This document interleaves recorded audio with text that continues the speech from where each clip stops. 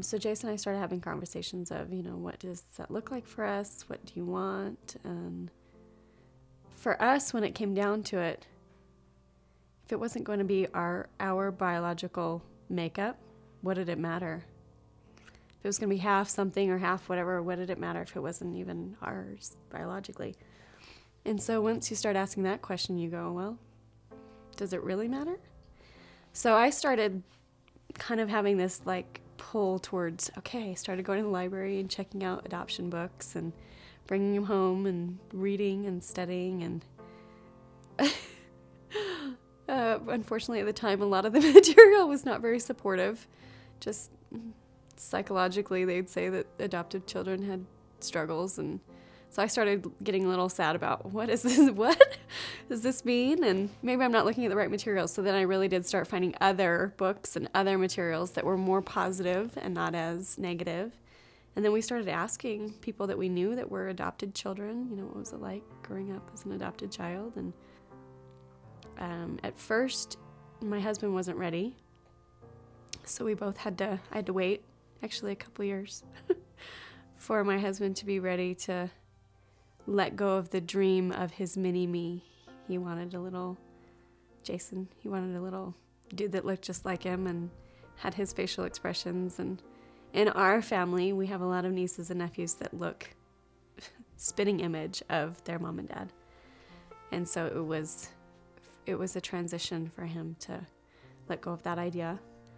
It wasn't that he struggled with, can I love another child? It was that I wanted something else. And how do we do this as a family and know that our family and our, extended family are going to wrap their arms around this child and embrace all of this? And once the fears started to be alleviated a little bit, because that's what happens. Once you get educated about something, it's not as fearful, right? So once you understand something from a different perspective, it's not so scary. And so as we started to become educated on what does this look like, what does it mean, what are you talking about when you say open versus closed and legal things? Once we started educating ourselves, we've felt more comfortable with, okay, this really can happen and we can do this. But the risks are really that, the biggest risk is that you could come home with nothing.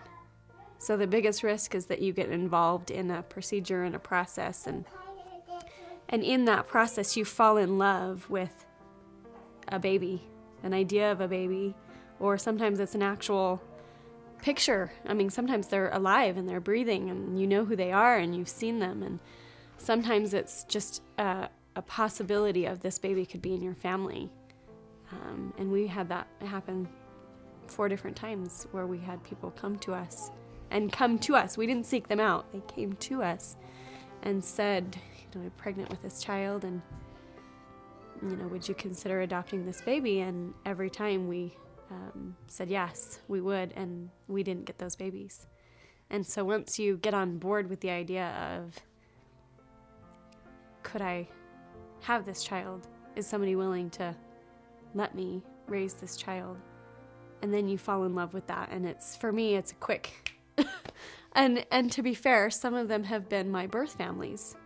So some of them have not been just, because sometimes you get approached by neighbors or people that love you and care about you, and they hear about a birth mother and they want to connect you.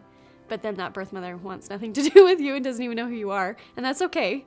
But these were family members. These were people that were part of our history already. These were my birth mothers who had stories. And so to be approached by them and to be brought into a involvement of, here's our situation, and then to not be able to follow up on that and to have a completed story. And instead, from a very personal point of view, to be rejected by somebody that has already selected you.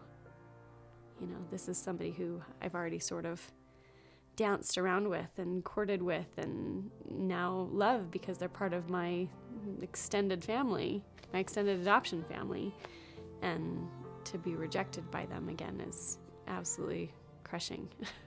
It's like being rejected by your husband. It's horrible to feel that.